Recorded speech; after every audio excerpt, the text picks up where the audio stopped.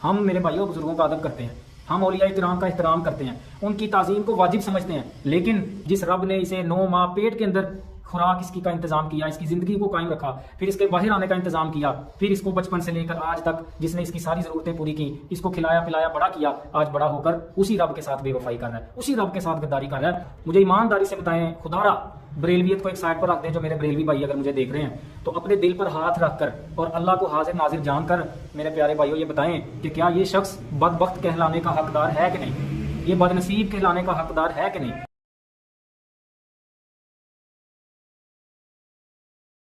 اگر پوری زمین کے درختوں کے پتوں کو کاغذ بنا دیا جائے، درختوں کی کلموں کو، اس کی ٹہنیوں کو قلم بنا دیا جائے، سارے سمندروں کو روشنائی بنا دی جائے، انسان جنات فرشتے سب مل کر غوث کی شان لکھتے رہے تو لکھنے والے تھک جائیں گے، پتے ختم ہو جائیں گے، روشنائی ختم ہو جائے گی، سمندروں کا پانی ختم ہو جائے گا، میرے غوث کی شان کبھی ختم نہیں ہو سکتی۔ انا للہ و انا الیہ راجعون، لا حول ولا قوت الا باللہ۔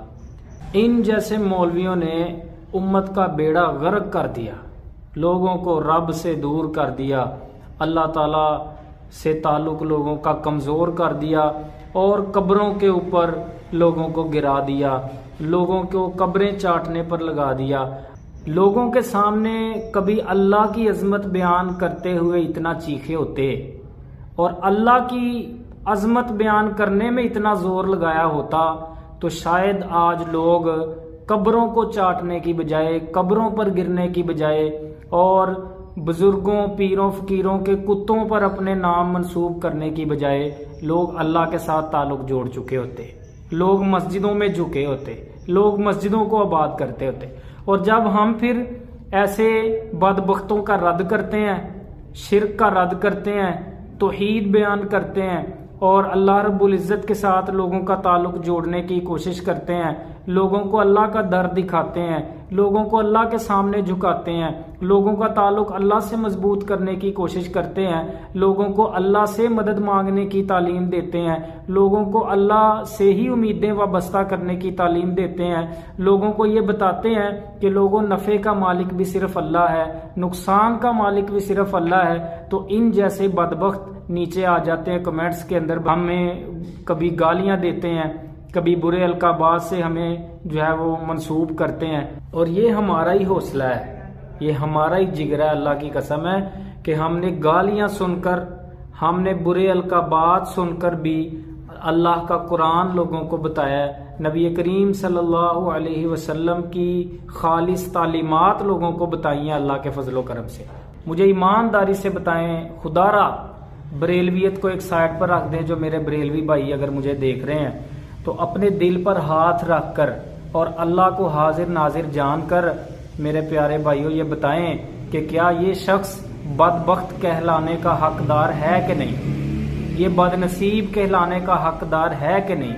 یہ وہ چیز جو اللہ رب العزت نے قرآن کریم میں اپنے بارے میں بیان فرمائی ہے، بعین وہی صفت، بعین وہی انداز اٹھا کر شیخ عبد القادر جیلانی رحمت اللہ علیہ کے اوپر فٹ کر رہا ہے۔ ہم میرے بھائیوں بزرگوں کا ادب کرتے ہیں،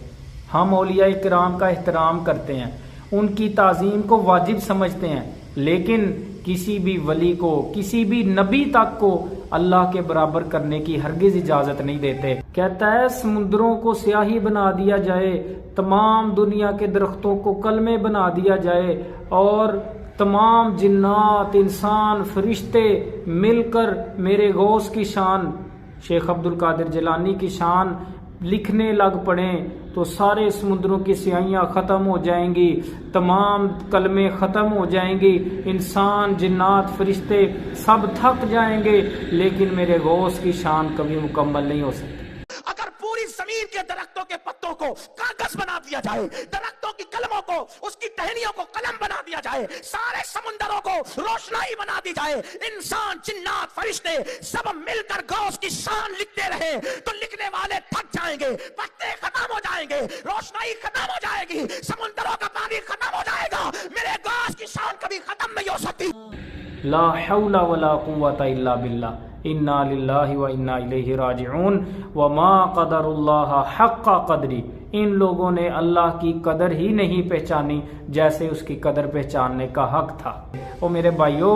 یہ صفات، یہ شان قرآن کریم میں اللہ کے بارے میں بیان ہوئی ہے۔ سورہ کہف میں اور سورہ لقمان کے اندر، یہاں پر میں لگا بھی دیتا ہوں، آپ دیکھیں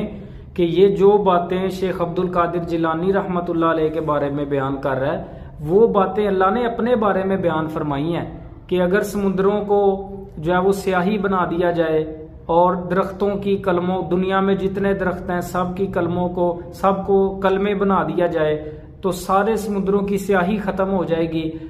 تمام درختوں کی کلمیں ختم ہو جائیں گی، اور ان جیسی اور کلمیں اور سیاہیاں بھی آ جائیں، پھر بھی اللہ تعالیٰ کے کلمات